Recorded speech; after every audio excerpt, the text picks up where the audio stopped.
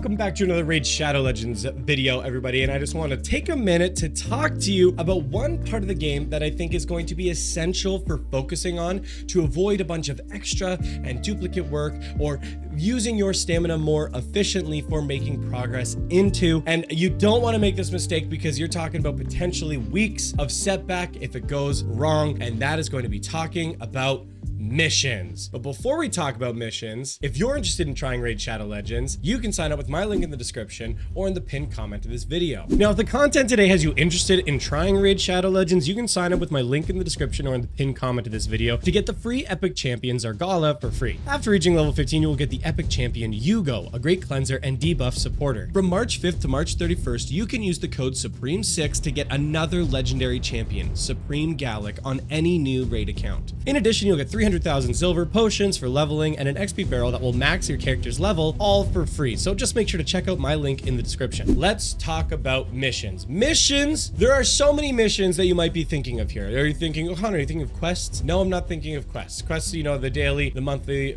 challenges. There are things that you need to do for additional progress. No, but there are, like I said, these other challenges. These are kind of fixed, and they'll always be available for you to have access to continue to progress your account for additional rewards. Like, for example, one of these skill tomes right here. There's also the pass missions, where if you want, you know, doing forge passes where you can purchase for upgrading and get some additional rewards with. No, not those. I'm talking about literally the missions that are available in this game. This is a game mode that you do not want to sleep on. Connor, why? Why should I not sleep on this? Two major and very important reasons. First off, one, Sacred Shard. When you clear the second stage of this event, you're going to get a Sacred Shard, which is a guaranteed epic and potentially or a legendary character to be added into your account. Sacred Shards are really hard to come by in early game progression. You can get a couple from clearing the campaign mode, but other than that, there's only a very few select areas to kind of earn them on a monthly or semi-consistent basis. But one-time rewards right here, this is one area that you can do it. If you want to get some additional power onto your account faster, getting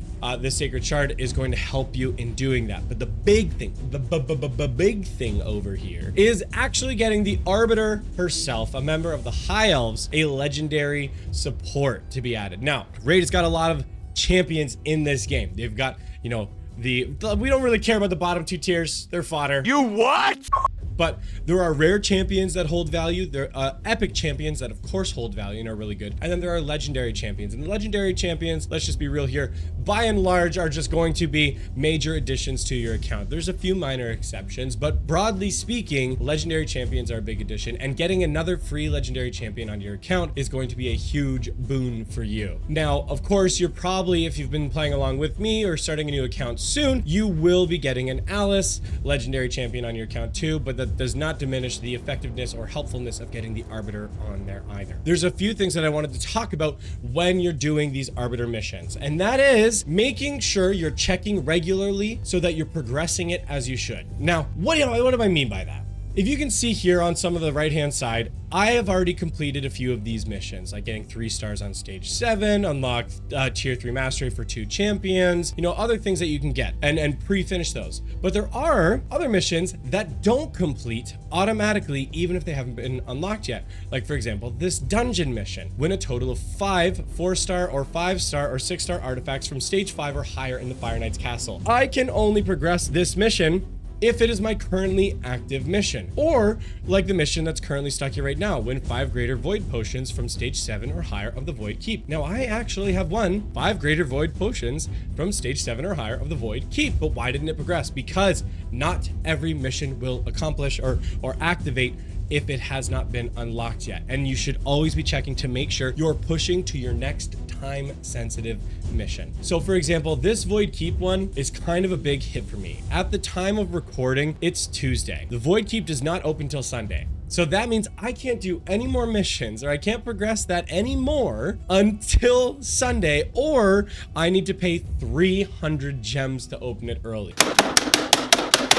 Now, I will admit, I did spend like 200 gems to open it early for the Magic Keep to get that open in advance so I could push the missions higher, but then I didn't realize that the Void Keep was still going to keep me stuck anyway. But wanted to make sure that I was progressing those missions as much as possible. So you want to make sure when you are pushing these missions, push until either you just literally can't do it or it's a time sensitive mission, and then you can keep doing it. Now, the next thing I want to encourage you to do is also just be planning ahead about what missions may be coming next that might cause an issue or you might get stuck on. So for example, champion mission right here, ascend a champion to level 5 of Ascension. Clearly I've done that. I've done it twice, in fact, with Alert and with Kale, but it did not unlock it on this mission here. To do this mission, it has to be in the active mission slot. So what you can do is pre-farm Ascension materials for a champion so that when you get to this mission, you are ready to ascend them. With these keeps, again, these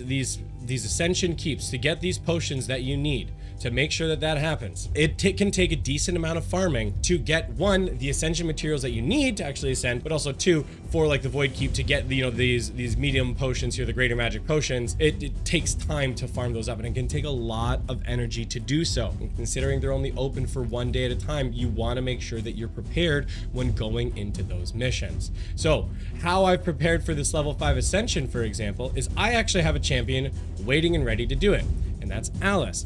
Alice, I currently have a 4-star Ascension. The 3-star Ascension is when you're going to be able to upgrade one of the skills on the account. So I have managed to get her up that high, and I have the materials saved so that when I get to that 5-star Ascension mission, I can then fly right past it and keep going. Now, I've been like pre-planning like crazy in doing this. So this Void Keep one is going to be my last kind of big barrier for my second round of missions. And then I've got a bunch that have already been partially completed. I can farm those stages pretty easy. I'm ready to do my 5-star Ascension. I can farm the artifacts pretty easy. Got a bunch more completed. 1.5 million damage to the Demon Lord is really easy for me at this stage. And then we're done. So literally, this time-gated mission is what's stopping me from starting into the second stage, or the third stage, I should say, of missions, and slowing me down from getting to the Arbiter even faster. So just make sure you're coming in, you're preparing accordingly, and you're getting ready for those stages, because another one, I'll give one more example of a mission that I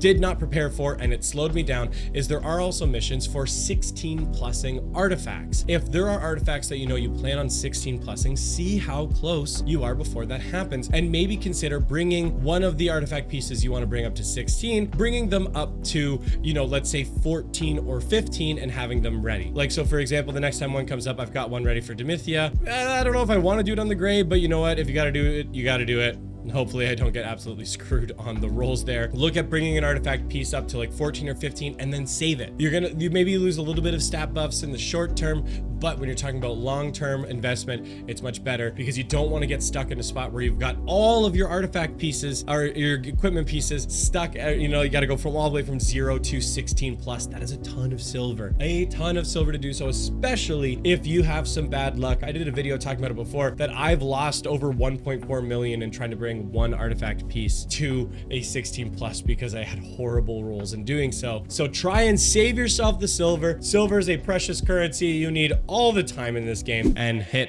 100,000. Oh wait, I don't have enough silver. Listen, I need a right quick way to prove to everybody that I have copious amounts of money and I hate sex.